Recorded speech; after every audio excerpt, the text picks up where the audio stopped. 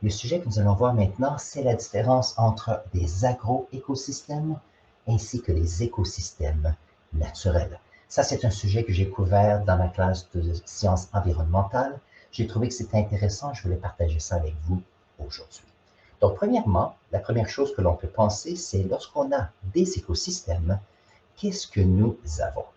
Donc, moi, je vais faire ça comme ceci. Je vais vous montrer des exemples aujourd'hui.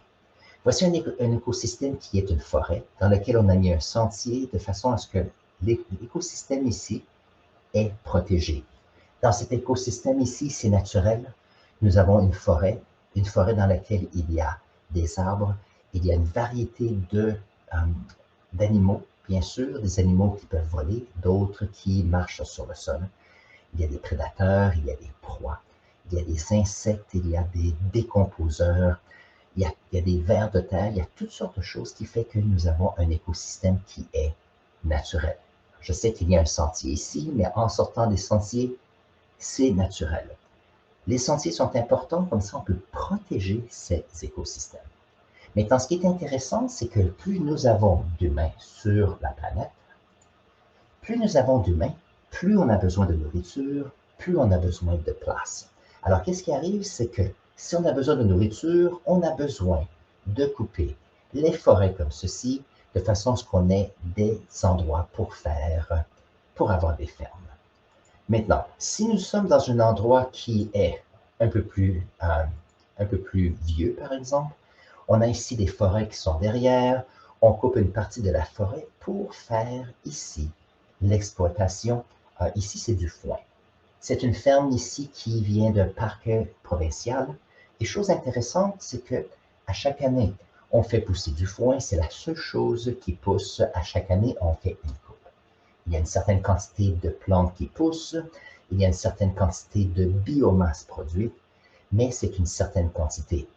Lorsqu'on parle ici d'écosystème, ici, ça devient une agroécosystème. Alors, la différence ici, c'est que on a des plantes qui poussent et on enlève une certaine quantité de masse biologique ici, de biomasse. Ça veut dire que les minéraux qui étaient dans le sol, les macronutriments, par exemple, le phosphore, l'azote, phosphore, azote et quel est l'autre? C'est le potassium, sont utilisés par les plantes. Et lorsqu'on enlève les plantes pour aller nourrir les animaux, qu'est-ce qui arrive? C'est qu'on enlève une partie des nutriments de cet écosystème. Maintenant, lorsque ça se fait lent, à chaque année, on ajoute ici des déchets qui viennent des animaux, comme le fumier, par exemple. Il y a le sol qui se désintègre et donc on n'utilise pas trop les nutriments, seulement un petit peu à chaque année. Donc si on retrouve ici, on se retrouve avec, par exemple, des plantes ici, dans lesquelles nous allons couper pour faire nourrir les animaux. Maintenant, ce qui est intéressant, c'est que si nous sommes dans un écosystème naturel, comme ceci, nous avons une forêt qui est stable, dans laquelle les nutriments sont utilisés ici dans les arbres. Lorsque les arbres et les plantes meurent, ils retournent ici au sol. Donc, il y a aussi beaucoup ce qu'on appelle le recyclage des nutriments. Et ça, c'est important. Ça permet d'avoir un écosystème, un sol. Alors, lorsqu'on parle de sol pour l'agriculture, on a bien sûr du sable. Nous avons bien sûr voyons voir, de l'argile et d'autres des petits fragments qui font le sol ici. On a besoin d'une santé qui est importante. On a donc ici un écosystème qui est naturel. Si nous avons un agro-écosystème qui se fait de façon lente, comme ici, donc voyons voir, qui se fait de façon lente, il y a des chances qu'on a la régénération du sol qui se fait assez bien. On peut même faire la rotation des sols. Je peux faire ça ici, la rotation des cultures. Et ça, c'est important. Ça permet, si on a différentes plantes qui utilisent différents nutriments, on se retrouve avec un sol disponible pour différents types de sols, bien sûr. Maintenant, bien sûr, dans notre société, on a des choses qui deviennent intéressantes. Alors, j'ai fait une photo ici. C'est un champ où on faisait pousser les tournesols. Et j'ai aimé c'est le temps de la journée parce que les fleurs faisant face au soleil me permettaient d'avoir une couleur fantastique. Maintenant, ce qui est intéressant, c'est qu'on a des plantes ici qui vont grandir, qui utilisent une certaine quantité de nutriments. Et donc, lorsqu'on fait la cueillette de ces fleurs, il y a certaines choses que l'on peut faire. Si on prend des cotons ici et on les broie, on les retourne à la terre, c'est fantastique. Mais s'il arrive qu'on coupe les tournesols ici et qu'on prend les tiges et on les enlève, qu'est-ce qui arrive? C'est qu'à chaque année, on utilise les mêmes nutriments, mais on enlève la biomasse qu'il peut y avoir ici dans un terrain. Donc, je ne sais pas ce que l'agriculteur fait ici, mais si on est pour extraire ou enlever complètement ce qui se passe ici, ça peut causer des problèmes. Je vais montrer un exemple. Qu'est-ce qui arrive si on a des monocultures, par exemple, dans les prairies? Voyons voir si je peux vous montrer ça. Donc, si nous avons, par exemple, une photo comme ceci, où nous avons une culture intensive du blé. On peut voir ici les petits bouts ici avec le blé. Si on enlève, lorsqu'on fait la récolte, on enlève tous les petites graines de blé et on prend tous les cotons, alors les tiges de cette plante et on les garde pour faire la paille, par exemple. Qu'est-ce qui arrive? C'est qu'on enlève une masse, une biomasse qui est importante. Maintenant, si à chaque année, on fait de la culture intensive, il y a quelque chose qui arrive ici. Et voyons voir si je peux retourner à mon dessin. Donc, si on fait ici une culture qui est raisonnable, on fait la rotation des cultures, on met par exemple du fumier pour s'assurer que tout va bien, ça va. Par contre, si on a ici du blé, on a une grande quantité de culture et on enlève tout cela, toutes ces plantes avaient des nutriments qui venaient du sol. Ça veut dire qu'on a ici le sol qui pourrait, avec des décennies, baisser de quelques millimètres à chaque année.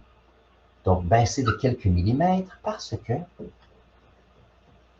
à chaque fois qu'on met des plantes et que les plantes prennent les nutriments du sol et que si on prend tout ceci et on fait l'extraction, même chose avec le maïs par exemple, qu'est-ce qui arrive? C'est qu'on prend la biomasse, mais puisqu'il n'y a pas de recyclage des minéraux, on se retrouve avec ici une baisse de la quantité de sol disponible. Maintenant, les sols dans lesquels on fait les sols dans lesquels on a une terre qui est riche aura beaucoup d'argile comme cela.